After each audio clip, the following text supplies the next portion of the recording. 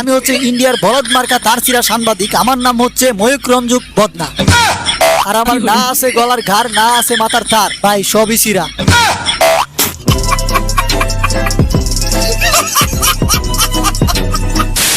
So hey guys, welcome back. I hope কি আপনারা সকলেই ভালো আছেন এন্ড আল্লাহর রহমতে আমি অনেক ভালো আছি। প্রথমে তো বুঝেই গেছেন আজকে কি নিয়ে কথা হবে। আজকের এই ভিডিওতে রিঅ্যাকশন দেওয়া হবে ইন্ডিয়ার এই সাংবাদিক নামে সাংবাদিকটারা তো আপনারা সবাই চিনেন। মানে এই হালা বিসমিল্লাহ বলে গাজা খেয়ে এসে নিউজ কভার করে নাকি মতো হাগু করুক না করুক, বাংলাদেশের নামে ঠিকই বদনাম ছড়াবে। না হলে তো বাংলাদেশকে নিয়ে এরকম উদ্ভব কথাবার্তা বলতে পারতো না। এখন যাই করি না কেন, বাংলাদেশকে নিয়ে তো আর এরকম অপমান সহ্য করা যায় না। তো চলো আজকের এই ভিডিওতে রিঅ্যাকশন দেওয়া যাক। ও ভিডিওটা প্লে করার আগে যার চ্যানেলে এই ভিডিওটা আপলোড করেছে তার চ্যানেলের নাম হলো সঞ্জিত ভাই। তো চলো বেশি কথা না বলে ভিডিও শুরু করা যাক। মন্টুর বাচ্চা মন্টু ভিডিও প্লে কর। বাংলাদেশ থাকবে না বাংলাদেশ। তো বাংলাদেশ কোথায় চলে যাবে দাদা? বাংলাদেশ কি তোমার বইয়ের কোথায় চলে যাবে দাদা? আমার মুখ থেকে এইসব কথা শুই না তোমরা হয়তো বা ভাবতাছো যে আমি ইন্ডিয়াকে রোস্ট করতে আসছি। দেখো ভাই, ইন্ডিয়াকে রোস্ট করতে আসি নাই, আমি আসছি হচ্ছে ইন্ডিয়ার কিছু মাদার চোখা সাংবাদিককে রোস্ট করতে আসছি, যারা কিনা সাংবাদিক কম মলম বিক্রেতা বেশি। আসুন আমাদের গাড়ির নিকট, দেখুন আমাদের মলমগুলো। একটি পাগলা মলম আপনার হাতে দিয়ে চ্যালেঞ্জ করি, মাত্র 3 থেকে 4 দিন। এই মলম বিক্রেতাকে তো আমরা রোস্ট করবোই, তার পাশাপাশি ইন্ডিয়ার কিছু গাঞ্জাগুর পলিটিশিয়ানকেও রোস্ট করবো, যারা কিনা উঁচু গলায় বলে বাংলাদেশ নাকি তাদেরটা খেয়ে তাদেরটা পরেই বেঁচে থাকে। তাদের মধ্যে সবচেয়ে বড় মাদার চুল হয়েছে এই কান্তির পোলা। এক প্লেটে 3টে পরোটা, আনলিমিটেড তরকারি, একটা সেদ্ধ ডিম, এক টুকরো পেঁয়াজ, একটা কাঁচা লঙ্কা, 30 টাকা।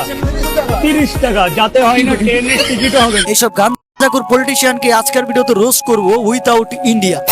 So hey guys, welcome back. I hope কি তোমরা সকলেই ভালো আছো এন্ড আমিও ভালো আছি। এন্ড গাইস, আমাদের আজকের ভিডিও টপিক হচ্ছে ময়ূক রঞ্জক বদনা। যদিও আমি এই মাথা মোটা ময়ূক রঞ্জক ঘোষকে আমি চিনতাম না, কিন্তু রিসেন্টলি দেখলাম যে সে বাংলাদেশকে নিয়ে উল্টাপাল্টা কথা বলতে আছে। আবার দেখলাম যে বাংলাদেশকে নিয়ে এমন সব কথা বলতেছে যেগুলো আসলে মানানসই না। এই মূর্খ ময়ূক রঞ্জক ঘোষ বলতেছে বাংলাদেশের মানুষ নাকি হিন্দুদের উপর অত্যাচার করতেছে, আবার বলতেছে বাংলাদেশের চট্টগ্রাম নাকি দখল করে নিবে, এন করবে ত্যান করবে, 5 মিনিট নাকি লাগবে ফেনী দখল করতে, ইত্যাদি ইত্যাদি। চট্টগ্রাম যদি ভারতের অংশ হয়ে যায়, হ্যাঁ, চট্টগ্রাম ভারতের অংশ করার জন্যই তো আমরা বসে আছি। জলদি চলে আসো, জলদি তাড়াতাড়ি চলে আসো। চট্টগ্রাম তোমাদের পাশা বরাবর দিয়ে দিব একবারে।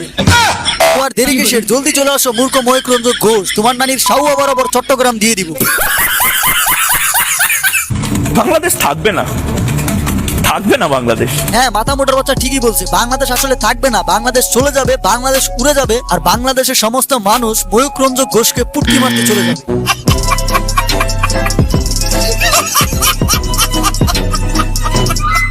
বাংলাদেশিরা তারা হয়তো খেতে পারবে না কিছুদিন পরে। জি দাদা, 5ই আগস্টের পরে এখনো অব্দি না খেয়ে আছি দাদা। দেখো আমার চেহারা কেমন শুকিয়ে গেছে দাদা।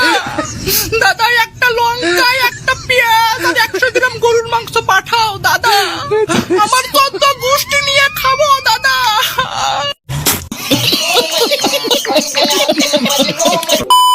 হ্যাঁ, বাংলাদেশ না খেয়ে মরবে। হ্যাঁ, বাংলাদেশ না খেয়ে মরবে।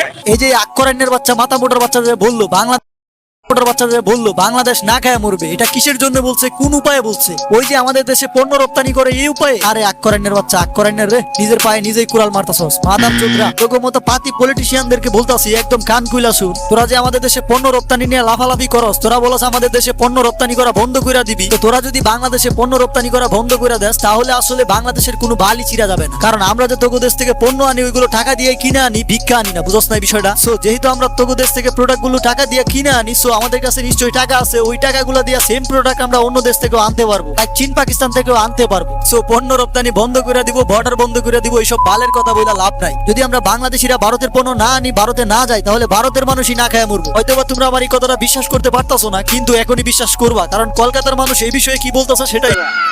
এক সকাল বেলা আসলাম, একটা ভাড়া পাওয়া যাচ্ছে না। যে অবস্থা দেখা যাচ্ছে বেশি দিন থাকবে না, আর বেশি দিন থাকলে দেশ ধ্বংস হয়ে যাবে। দাদা দেখছিলাম যে কেউ বাংলাদেশ থেকে ডেকে ডেকে নিয়ে যাচ্ছেন, কি হোটেল? এটা হোটেল আছে, হোটেলে গেছে ওরা, মানে ওনাদের চিকিৎসার জন্য আসছে, তো সব হচ্ছে না, কম পয়সার মধ্যে রুম চাইছে। এখন তো অবস্থা বহুত সব খালি আছে, কম পয়সা দিয়ে দিচ্ছে, 600-700, যেখানে 1000-1200, সেখানে 500-600-700-500 টাকা রুম দিয়ে দিচ্ছে। মানে মার্কেট স্ট্রিটের ব্যবসাও একদম বসে পুরো গেছে। ব্যবসা শেষ, পুরো শেষ। মার্কেট স্ট্রিটের যত ব্যবসা সব শেষ, হোটেল বলেন, ট্রাভেলস বলেন, এই রোডে চলার রাস্তার জায়গা পাওয়া যায় না। এখন দেখছেন পুরো ফাঁকা, মানে একটা লোক দেখা যাচ্ছে না। এর থেকে আরো বেলা হবে দেখবে এখন তো একটা দুটো বাস আছে, কিছু বাস আছে, লোক আছে, তারপর তো আরো কিছু দেখা যাবে না। সন্ধ্যাবেলা একবার এসে দেখেন মনে হচ্ছে একদম শুনশান, একদম মানে একদম মানে কবরস্থান হয়ে গেছে। বাংলাদেশ থেকে কত লোকজন আসছে তাও এখন? এখন মানে ধরে নিন 10%। দেখাইলাম। তো যাই হোক, এখন চলে যাই আমাদের ময়ূক রঞ্জন বদনার কাছে। দেখে দেখে তো আমার ভয় লাগছে, আমার লাগছে, আপনার লাগছে, আমরা সবাই কি থরথর করে কাঁপছি। উড়ে দেখুন আরেকবার, ভালো করে দেখুন, বাংলাদেশের চাচাজানরা আসছেন। এই যে তোমরা স্ক্রিনে দেখতেছো পাতিলের ভিতরে করে মুরব্বিগুলা যাইতাছে, এই ভিডিওগুলো হচ্ছে কিছু ইউটিউবারের করা। কিছু বাংলাদেশি ইউটিউবাররা এই ধরনের গেম প্লে করে তাকে মুরব্বী এবং মহিলাদেরকে দিয়ে, আর এই গেম প্লে গুলোর মধ্যে যারা অংশগ্রহণ করে তাদেরকে চাল ডাল এগুলো দিয়ে থাকে বিভিন্ন ইউটিউবাররা। মানে এক কথা, এই যে তোমরা পাতিলের ভিতরে মুরব্বীগুলোরা দেখতেছো, এগুলো হচ্ছে ইউটিউবারদের করা ভিডিও। ওই ভিডিওগুলোকেই হকার সাংবাদিকের রিপাবলিক শাওয়া চ্যানেল নিয়ে এসে কাট করে বড় স্ক্রিনে দেখিয়ে বলতাছে বাংলাদেশের মুরব্বীরা নাকি পাতিলে করে ভারতে যাচ্ছে।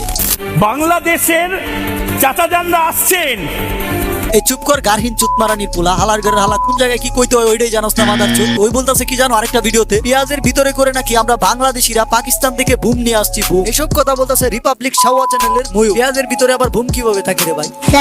আচ্ছা জানো না, যেহেতু এই জিনিসটা বাদই দিলাম, আরেকটা এসা ধুমকুত্তার মতো চিল্লাইতাছে আর বলতাছে আমরা নাকি ভারতের চাল খাই, ভারতের তা খাই, ভারতের তা খায়া নাকি বাইচা থাকি। ভারতবর্ষের চাল খাবে, ভারতবর্ষের আলু খাবে, ভারতবর্ষের পানি খাবে, ভারতবর্ষের বিদ্যুতের আলো নেবে। আর আমরা এটা মেনে নেবো নাকি? হ্যাঁ, আমরা এটা মেনে নেবো? আমরা কি সব ধ্বজভঙ্গ আছে নাকি? হ্যাঁ, আমার চ্যাটার বাল হাত এই যে চুতমারানির পোলা এতক্ষণ হিসা মাছের মতো নাস্তা ছিল আর বলতাছিল আমরা নাকি তাদের তা খেয়ে তাদের তা পরে বেঁচে আছি। হ্যাঁ, তাদের পণ্য আমরা আনি ঠিক আছে, কিন্তু টাকা দিয়ে আনি। সো আওয়াজ নিছে, নয়তো লাত্তি মারে একবারে নেটওয়ার্কের বাইরে ফেলাই দিব হালার করে। ভিডিওটা অনেক জোশ ছিল, আশা করি তোমরা ভিডিওটা এনজয় করেছো। আর তোমরা হয়তো ভাবতেছো রিয়েকশন ভিডিও, কিন্তু একবারের জন্য ভিডিও স্টপ করা হয়নি কেন? আসলে আমি এগুলো পছন্দ করি না, তোমাদের সাথে আমিও ভিডিওটা এনজয় করতে চাই, তাই তোমাদেরকে সাথে নিয়ে ভিডিওটা দেখলাম। শুধু ভিডিওটা স্টপ করে কথা বলার তো কোনো মানে হয় না। তো চলো বর্তমান অবস্থা দেখে আসি সাংবাদিকের। 90% হিন্দু এবং বৌদ্ধ জনসংখ্যা ছিল, সেটা তুলে দেওয়া হলো পাকিস্তানকে, এবং তারপর পূর্ব পাকিস্তান তারা বুঝতে পারে, বাংলাদেশ তারা বুঝতে পারে যে চট্টগ্রাম স্বাধীন হয়ে যেতে পারে বা ভারতের কাছে ফিরে যেতে পারে বা ভারত নিয়ে নিতে পারে। Wake up to reality.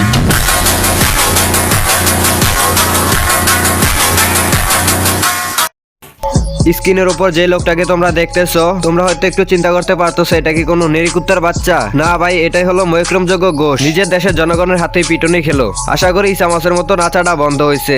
ভিডিওটা ভালো লাগলে ভিডিওটাতে একটা লাইক করে দিও, চ্যানেলটা সাবস্ক্রাইব করে রাখো। দেখা হচ্ছে কোনো পরবর্তী ভিডিওতে, ততক্ষণ যেন সুস্থ থাকো, ভালো থাকো, টাটা।